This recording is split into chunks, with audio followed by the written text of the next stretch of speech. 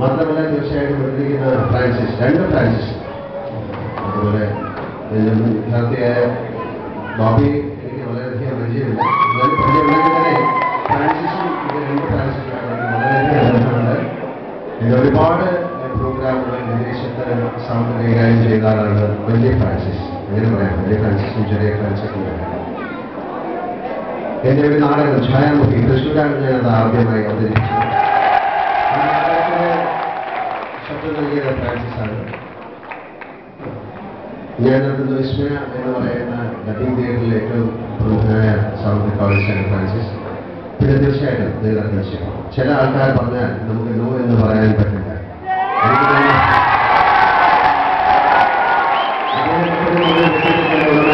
വിശ്വസിക്കുന്നു. അദ്ദേഹം അത് പറഞ്ഞപ്പോൾ, തീർച്ചയായിട്ടും ഫ്രാൻസിസ് പറഞ്ഞപ്പോൾ ഞാനത് സമ്മതിച്ചു.